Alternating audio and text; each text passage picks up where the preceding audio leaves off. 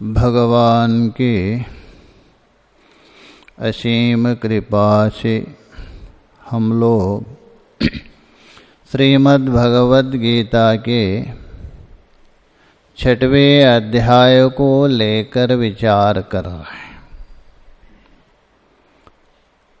भगवान जी ने जो योगी है, साधक को आवश्यक तो कुछ नियम है वो बता रहे। सबसे पहले आसनादि बता दिया, उसके बाद भोजन का जो नियम बता दिया। अत्यधिक खाने वाले हो अथवा बिल्कुल नहीं खाने वाला हो, अधिक सोने वाला हो अथवा बिल्कुल जगने वाला, वो योगी कभी नहीं हो सकता है। इसलिए युक्ताहार विहार अर्थात जो निर्दिष्ट है, आहार हो, विहार हो और कर्मादि में जो चेष्टा है और नियम में सोना, समयानुसार जगना, वही योग दुख को नाश करता है। तो उसके बाद और जो बता दिया, जो साधक कभी समाधिस्थ होता है वो भी बता दिया। तो यहाँ तक हम लोगों ने विचार किया था। आगे देखिए 19वां श्लोक, उसमें थोड़ी भूमिका है। तस्य योगिनः समाहितं यत् चित्तं तस्य उपमः उच्यते। तस्य योगिनः अर्थात उस योगी का, किस योगी का? जो अभी तक जो बता दिया, आसनादि का विधान है, भोजनादि का जो विधान बता दिया, उसके बाद संपूर्ण कामनाओं से रहित बता दिया। ऐसा योगी का समाहितम यच्चित्तम अर्थात जिसका जो चित्त है बिल्कुल समाहित हो गया, समाधिस्थ हो गया, बिल्कुल एक में स्थित हो गया। तस्यः तस्यः मतलब उसी का ही, उपमः उच्यते, उसके प्रति एक उपमा बोल तो सादृश्यता बता रहे। उस योगी का जो चित्त है, मन है, किस प्रकार है, एक कंपैरिजन दे रहे। देखिए भगवान आगे के श्लोक में देखिए। यथा दीपो निवातस्तो निंगते सोपमा स्मृता योगिनो यत चित्तस्य युञ्जतो योगमात्मनः। यथा दीपो जैसे जो दीपक है, दीपक तो रहता ही है, दीपक जलाते हैं, किंतु कैसा? निवातस्तो, निवात का मतलब है वायु रहित। वायु रहित का मतलब बिल्कुल वायु रहित नहीं लेना, तभी जलेगा ही नहीं वो। यहाँ वायु रहित का मतलब अधिक हवा नहीं चल रही है, आंधी जैसा। तो ऐसा जो वायु रहित दीपक निंगते है, इंग का मतलब है चलन, चेष्टा अर्थ में। न इंगते न चलती, बिल्कुल एक रूप से वो जलते रहता है, इधर उधर हिलता नहीं दीपक। जरा सा भी उसमें कंपन नहीं होता है, चलनात्मक क्रिया नहीं होता है। किसमें? दीपक में। विशेषण है वायु रहित। स उपमा स्मृता, वो जो वही उपमा मतलब तो सादृशता कंपैरिजन, स्मृता कही गई है। किसके विषय में कही? योगी के चित्त के विषय में।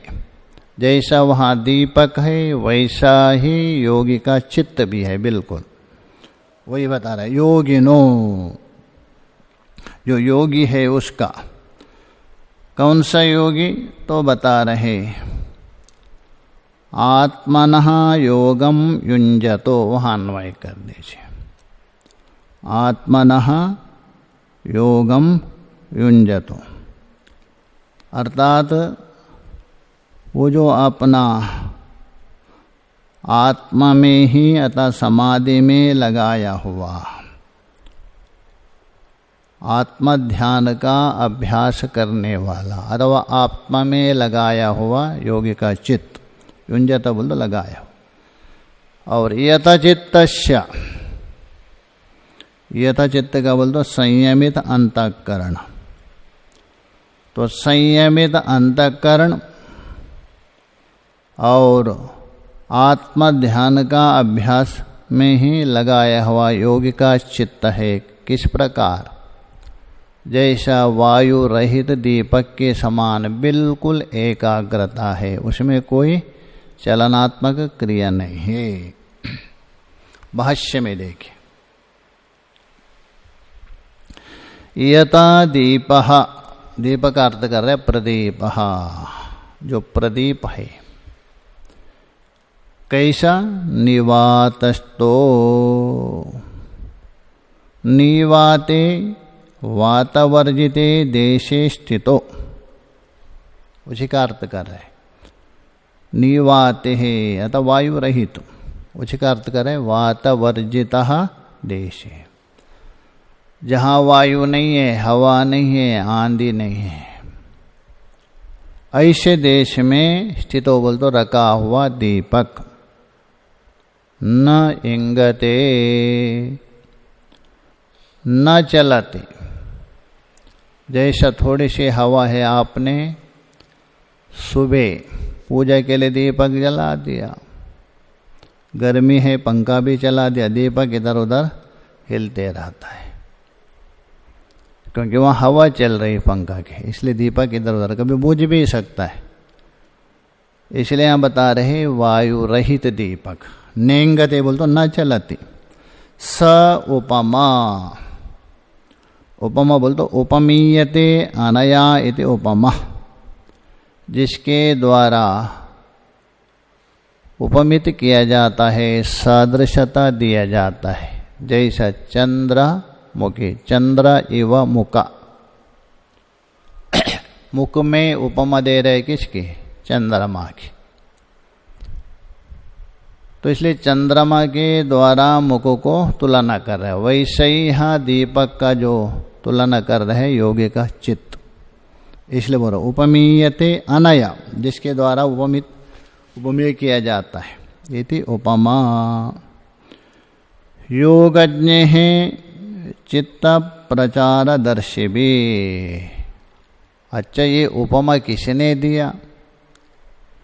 किसने ये जो कंपैरिजन किया?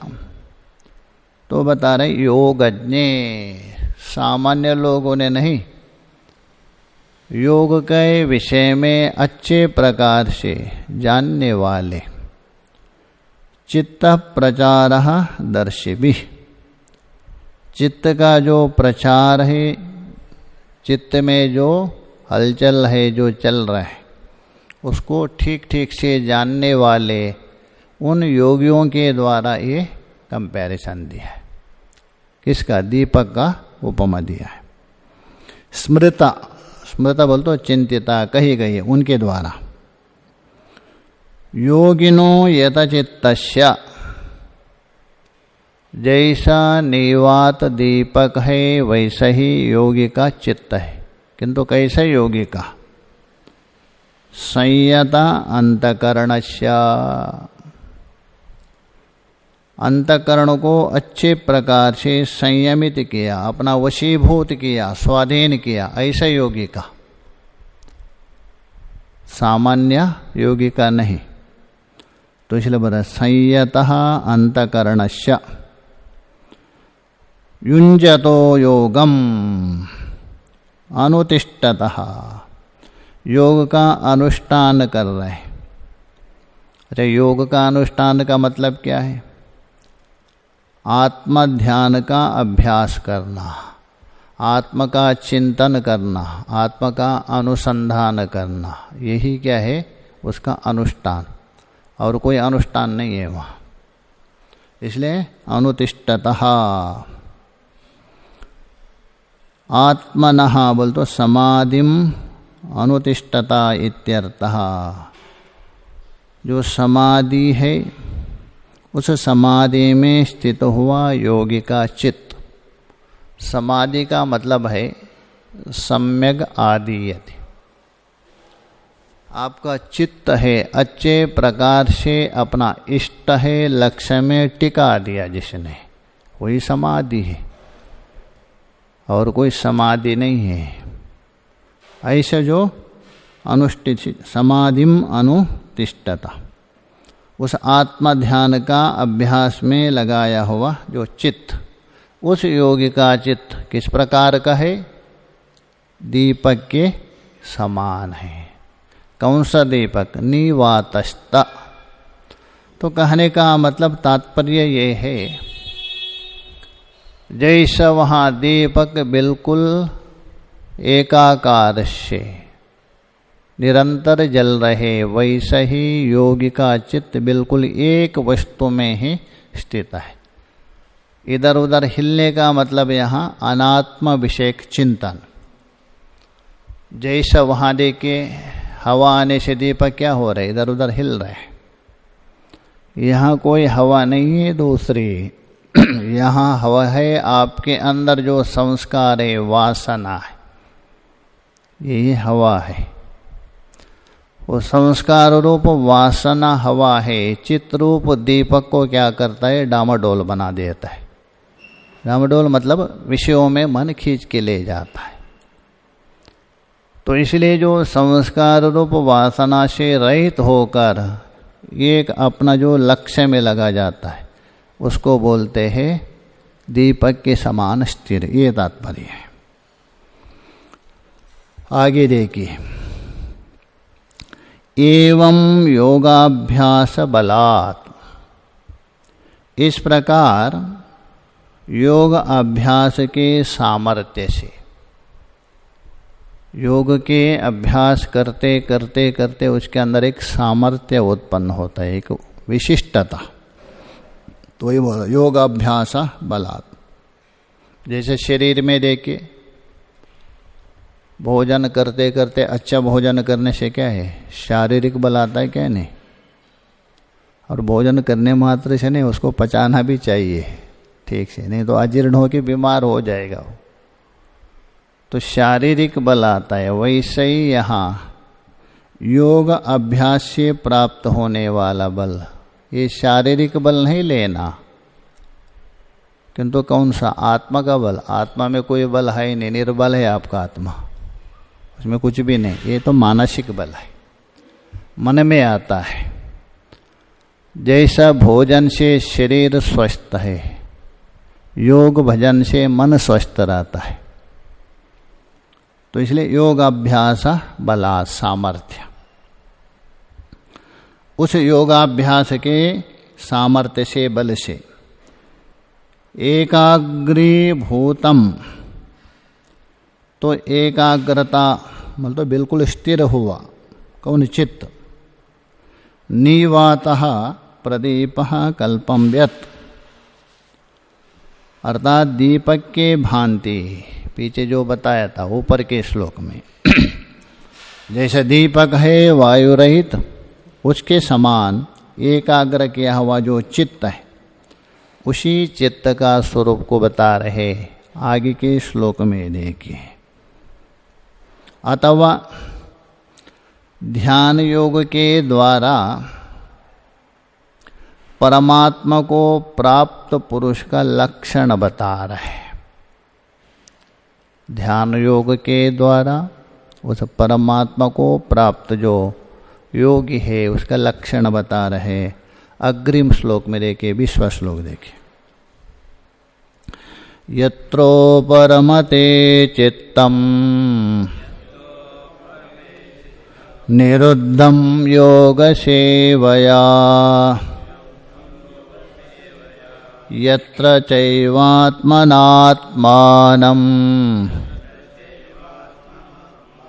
पश्यन्नात्मनि तुष्यते। योग सेवयः निरुद्धं चित्तम। योग सेवयः, अच्छा योग की भी कोई सेवा होती होगी, जैसे बाहर की जो सेवा होती है, गाय की सेवा होती है, अन्य लोगों की, वैसे ही योग की भी कोई सेवा होती है। भगवान बोल रहे योग सेवया।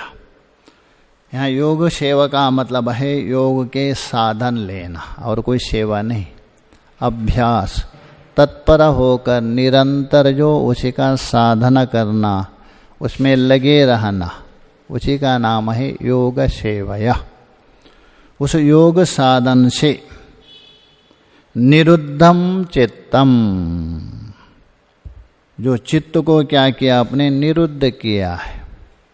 निरुद्ध का मतलब ये है, चित्त का स्वभाव है चंचलम, चंचलम ही मनः कृष्ण। इतना चंचल है, इतना चंचल है। उस चंचल जो मन है, उस मन को आप योग के द्वारा क्या किया, स्थिरता किया, उसी का नाम है निरुद्ध। मन को निरुद्ध नहीं, मन में उठने वाली जो वृत्तियां है अनेक प्रकार की, उन वृत्तियों को क्या किया आपने, रुका दिया साधना के द्वारा। उसको बता रहे योग सेवयः निरुद्धम का चित्तम। चित्तम बोल तो अंतःकरणम।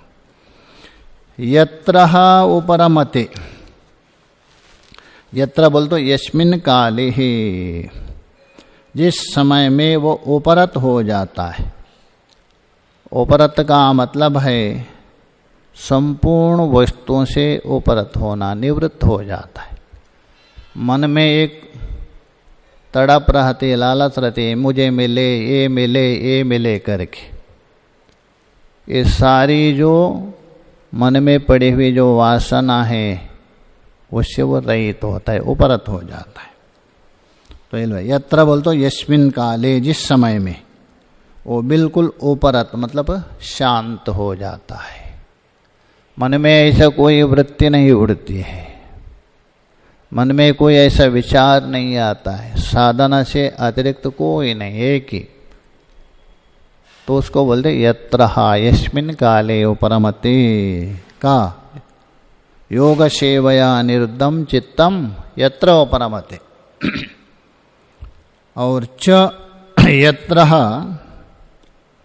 आत्मनः आत्मन् पश्यन्, और यत्र यस्मिन् काले, जिस समय में आत्मनः आत्मनं पश्यन्, आत्मना बोल तो शुद्ध अंतःकरण के द्वारा, समाधि के द्वारा अथवा साधन के द्वारा जिसका अंतःकरण पवित्र हो गया, निर्मल हो गया, स्थिर हो गया, उसको आत्मना। ऐसा जो अंतःकरण के द्वारा आत्मानं पश्यन्, आत्मा को देखना, देखने का मतलब अनुभव करना, तदाकार होना। देखिए पश्चन का मतलब दो हो जाएगा, देखने वाला कोई अलग, दृश्य कोई अलग होगा। मतलब उस आत्म ज्योति स्वरूप है उसकी उपलब्धि होना, अथवा उसका जो चित्त है आत्माकारित हो गया। विषयाकारित जो चित्त है वो अज्ञानी का है।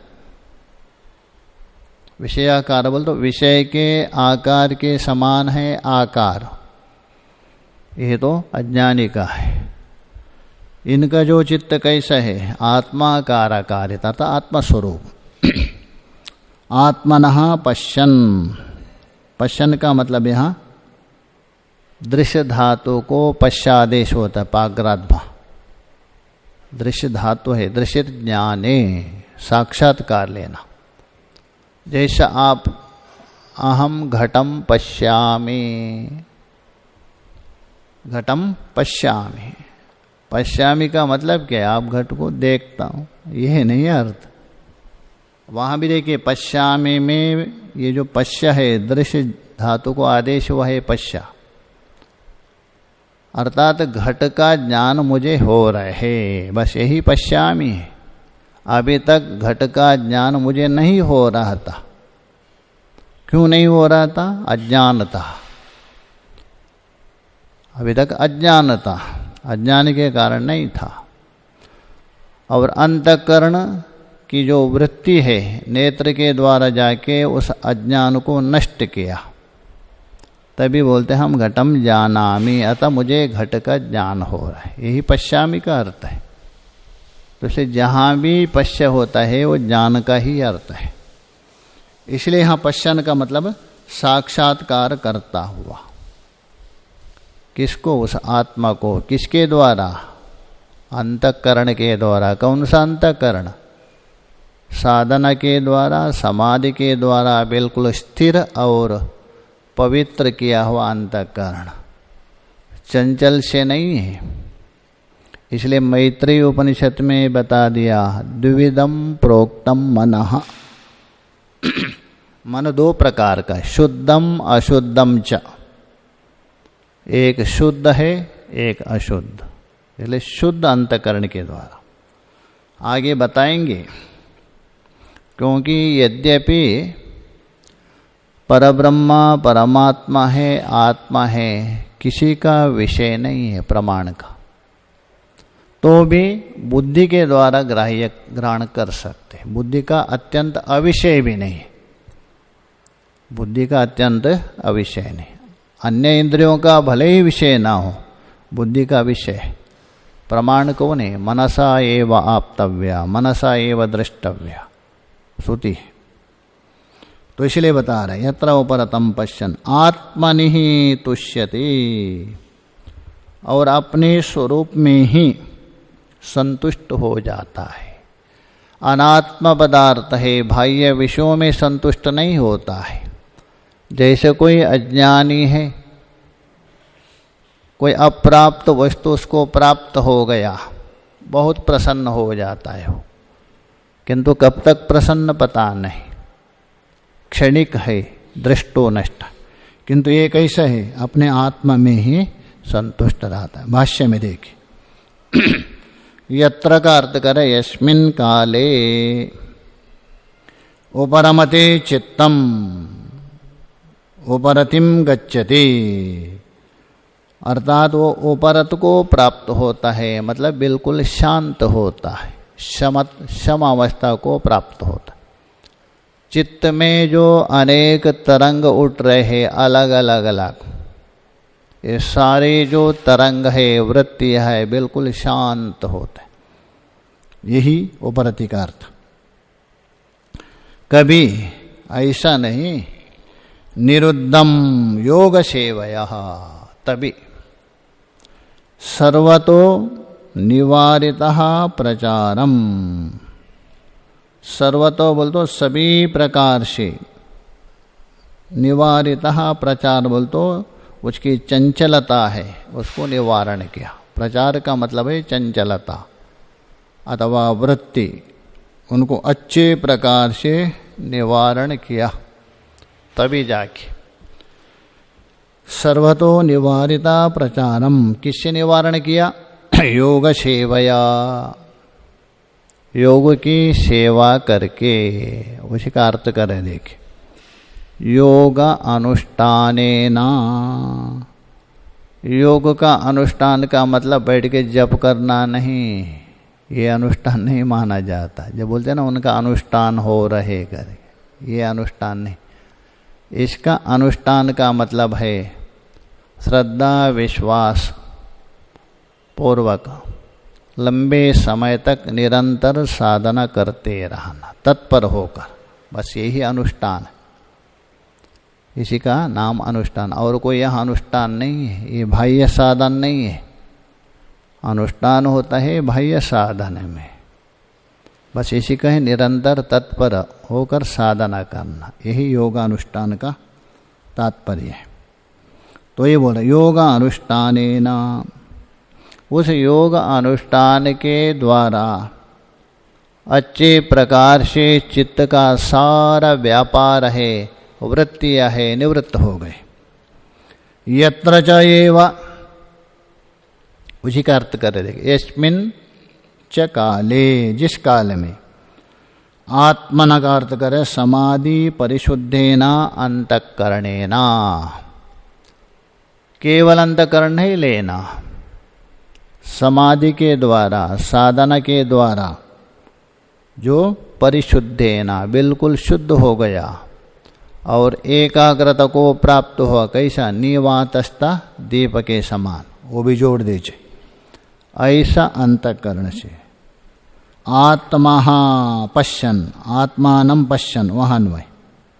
आत्मानं का अर्थ कर रहे हैं परम चैतन्य ज्योति स्वरूपम, ये आत्मा का परम चैतन्य। परमत्वम बोल तो उत्कृष्ट, निरतिशयत्वे सति क्षय शून्यत्वम परमत्वम। जो निरतिशय हो और क्षय से शून्य हो वही परमत्व होता है, वही उत्कृष्ट है, वही श्रेष्ठ है, उससे श्रेष्ठ कोई है ही नहीं। ऐसे जो चैतन्य ज्योति, वो चैतन्य स्वरूप आत्मा का पश्यन बोल तो उपलभमान, उसको उपलब्ध करते हुए अतः अनुभव करते हुए, स्वेव आत्मनि, दूसरे का नहीं, अपने ही आत्मा में, आत्मनि तुष्यति तुष्टिम भजति, अपने ही, अपने आप में, स्वयं में ही क्या है, वो संतोष को प्राप्त करता। आत्मरति आत्मक्रीड़ा, ऐसा श्रुतियों में बता दिया। बाहर में रमण नहीं करता है, वो अपने आप में मस्त हो जाता है। तुष्टिम बोल तो संतोषम भजते, यहाँ भजते मतलब भज सेवायाम धातु है, किंतु यहाँ लभते, अब उसका भजन करता अर्थ नहीं लेना। स्वयं स्वयं में ही क्या है, संतोष को लाभ करता है, उसका अनुभव करता है। किंच, और योग सिद्धि काल को प्रकारांतर से बतलाते। किंच शब्द के द्वारा जो योग सिद्धि, जो काल है, समय है, उसको अन्य प्रकारांतर से ही बता रहा है।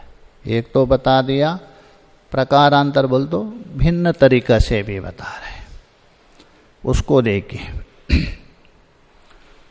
सुखमात्यांतिकं यत्तद् बुद्धिग्राह्य मतीन्द्रियम् वेत्ति यत्र न चैवायम्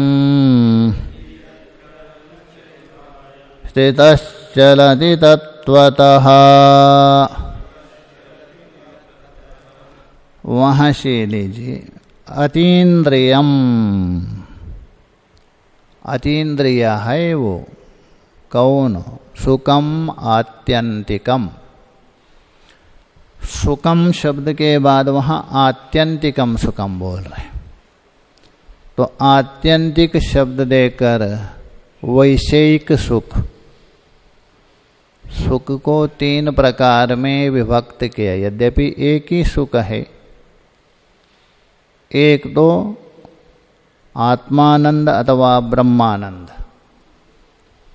दूसरा एक विद्यानंद, तीसरा एक है विषयानंद।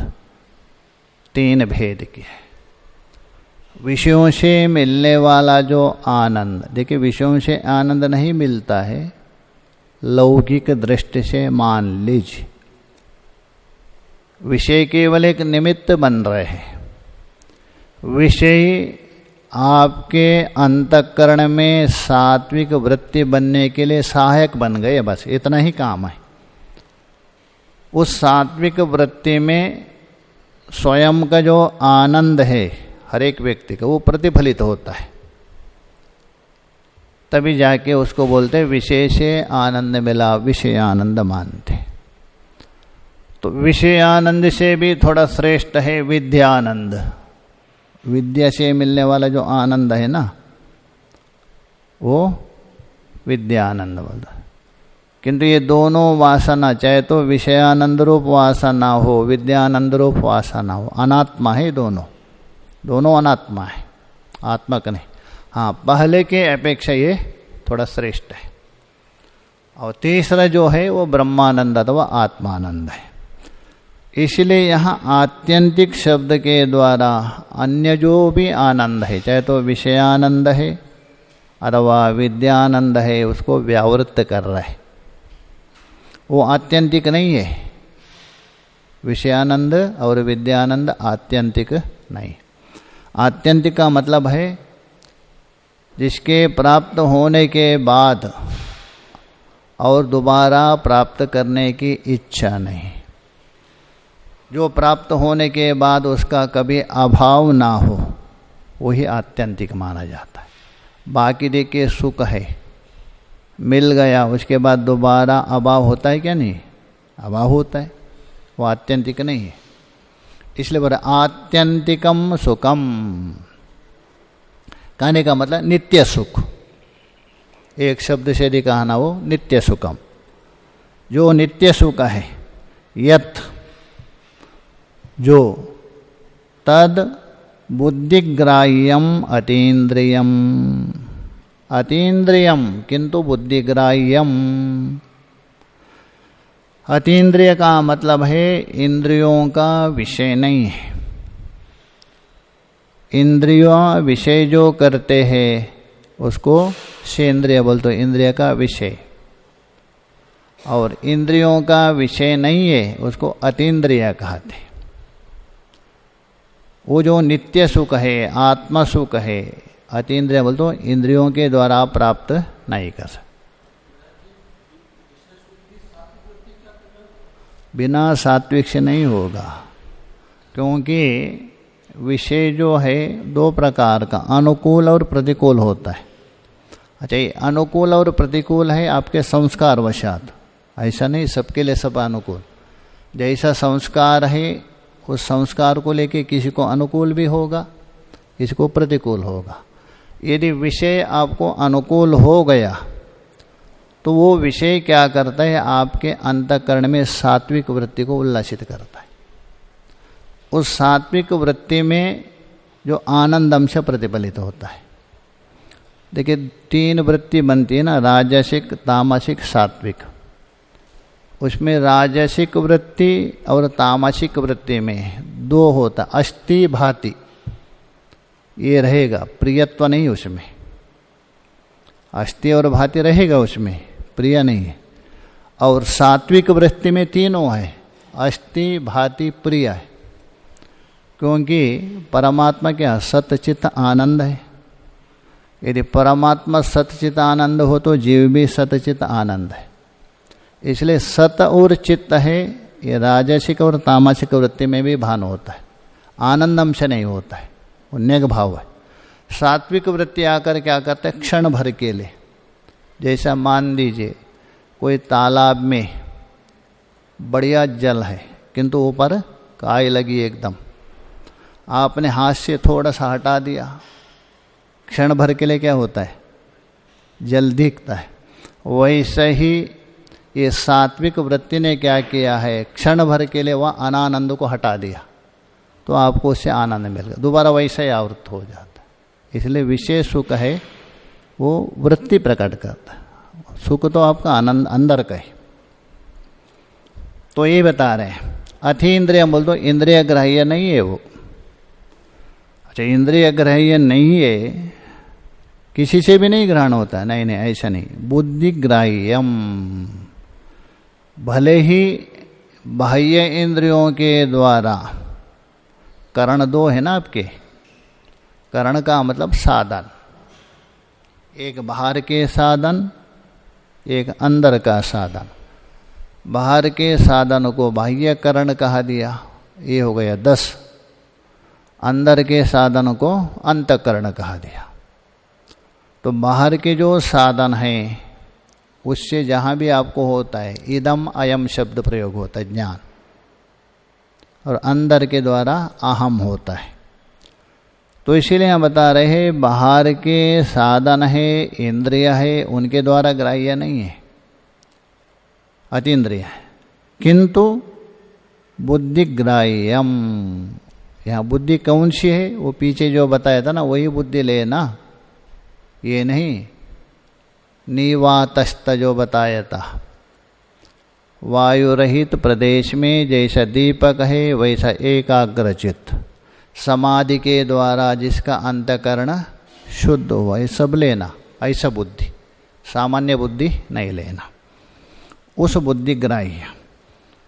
तो ये क्यों माना आपने? श्रुति प्रमाण है, मनसा एव आप्तव्य। श्रुति बोल रहे मन के द्वारा ही ग्रहण करने योग्य। तो बुद्धि ग्राह्यम, बुद्धि के द्वारा ग्रहणायत। तो तद वेत्ते, वहाँ अन्वय। तद वेत्ते मतलब यत्र तद वेत्ते, जहाँ जिसको जानते हैं उस सुख को, तद वेत्ते ही। न च एवं, न को आगे अन्वया, एवं स्थितः तत्वता न चलति। इस प्रकार उस सुख में एक बार स्थित हो गया, अपना स्वरूपात्मक सुख में एक बार स्थित हो गया, उसके बाद तत्वतः वो तत्व स्वरूप से न चलती, कभी भी वहाँ से नीचे नहीं आएगा, वो कभी भी वहाँ से विचलित नहीं हो सकता है। तो कहने का मतलब उसका कभी अभाव नहीं हो सकता। भाष्य में देखिए, सुखम, सुखम का मतलब यहाँ कौन सा सुख? आत्यांतिकम, अत्यंतमेव भवति। आत्यंतिक का मतलब अत्यंत एव, अति अंतम, अत्यंतम, जिसका अंत समाप्त हो गया। जिसका अंत समाप्त का मतलब क्या? कभी अंत नहीं, अंत ही जिसका समाप्त हो गया, तो उसका मतलब क्या है? जिसका अंत कभी नहीं होता, इसलिए अत्यंत। उसी का ही नाम है छांदोग्य उपनिषद में 7वें अध्याय में सुखम वै भूमः, भूमा सुख कहा दिया है। नारद जी को उपदेश किया ना सनत कुमार जी ने भूम तत्व को, नान्यत पश्यते नान्यत तृणोति नान्यत विजानाति। वो भूमा है, वही सुख है। तो इसलिए बता रहे हैं अत्यंतम, बतो अतिक्रांतम अंतम, जिसका अंत अतिक्रमण हुआ है, जिसका अंत क्या है? बिल्कुल समाप्त हो गया, अंत से रहित भवति, इसलिए आत्यंतिक कहते। अनंतम, अच्छा जिसका अंत नहीं है उसका मतलब क्या है? अनंत। तो आत्यंतिक का अर्थ क्या हुआ? अनंत सुख, अपरिचिन्न सुख, देशता कालता वस्तुता परिचिन्न नहीं है, ऐसा अपरिचिन्न सुख। तो ये बता रहा अनंतम इत्यर्थ। यत्तत् बुद्धि ग्राह्यम, बुद्ध्यः एव गृह्यते, बुद्धि के द्वारा ही, एव शब्द लिया, बुद्धि के द्वारा भी नहीं, बुद्धि के द्वारा ही। इंद्रिय निरपेक्ष गृह्यते, वहाँ इंद्रियों की अपेक्षा नहीं है। देखिए बाहर का जो वस्तु आप ग्रहण करते हो वो भी बुद्धि से ग्रहण होता है। घट को आप देख रहे, घट का ज्ञान हो रहे, पट का ज्ञान हो रहा है, किससे? अंतःकरण से। किंतु इंद्रिया सापेक्षा, इंद्रियों को माध्यम बनाकर बुद्धि ग्रहण कर रहे बाहर का। किंतु ये कैसा है? इंद्रिय निरपेक्ष, यह साक्षात अपरोक्ष ब्रह्म, ये साक्षात है। साक्षात का मतलब इंद्रिय आदियों के अपेक्षा के बिना, किसी का अपेक्षा नहीं। ये बोले इंद्रिय निरपेक्ष गृह्यते इति बुद्धिग्राह्यम, इसलिए बुद्धिग्राह्य। अतीन्द्रियम, इंद्रिया गोचरातीतम, अर्थात अविषय अविषयः अविषयाजनितम, इंद्रियातीतम का अर्थ कर रहे हैं। अविषयाजनितम, विषय जनित नहीं है। मान दीजिए परमात्मा को छोड़ दीजिए, ये पंच महाभूत है, उसमें भी चार ही है, क्या है, इंद्रिय के विषय। वायु तक, वो भी तो इंद्रिय का है। आकाश किसी इंद्रिय का विषय नहीं, अतीन्द्रिय है वो, साक्षी गम्य है वो, साक्षी के द्वारा जाना जाता है, अथवा अनुमान गम्य है और प्रमाण से सिद्ध नहीं होता है। वो जो आकाश ही है, इंद्रियों का विषय नहीं है। तस्माद् व एतस्माद् आत्मना आकाश संभोता, जो आकाश का जो कारण है वो इंद्रियों का विषय कैसा बनेगा, वो विषय संभव नहीं। इसलिए बता रहे अविषय जनितम, मतलब विषय जनित नहीं है वो, इत्यर्थ। वेत्ति तद ईदृशम सुखम अनुभवति, ऐसा जो सुख है, आत्यंतिक सुख है, अनंत सुख है, विषयों से जन्य सुख नहीं है, स्वरूपात्मक सुख है, भूम सुख है, उसका अनुभवति। यत्र बोलतो यस्मिन् काले न च एव अयम विद्वान आत्मस्वरूपे स्थितः, न च का आगे अन्वय। ऐसा जो विद्वान है, अपना आत्मस्वरूप में स्थित है, मतलब स्वात्म स्वरूप हो गया। देखिए स्थित मतलब दो नहीं, आत्मा कोई अलग है, उसमें स्थित होने वाला कोई अलग है, वहाँ त्रिपुटी आ जाएगी। आत्मस्वरूप होना, तो अपने आत्मा में जो स्थित है, तस्माद् न एवः तत्वता तत्वस्वरूपा न प्रच्यवते। एक बार वो ज्ञानी अपना स्वरूप में स्थित हो गया, मतलब अपना वास्तव स्वरूप को जान लिया, उस स्वरूप से कभी भी चलायमान नहीं हो सकता है, उसके बाद कभी पतित नहीं हो सकता है। क्योंकि एक बार यदि आप ठीक से अपरोक्ष रूप से जान लिया तो आपका अज्ञान क्या हो गया, निवृत्त हो गया, तो उसके बाद कभी भी वहाँ से च्युत नहीं हो सकते। न प्रच्यवते, स्वरूप से कभी चलायमान नहीं होता है, विचलित नहीं होता है, अर्थात अपना स्वरूप से नीचे नहीं गिरता है, क्योंकि उसमें एक बार स्थित हो गया। इत्यर्था, ये बता आगे का विचार आगे। ओम पूर्णमदः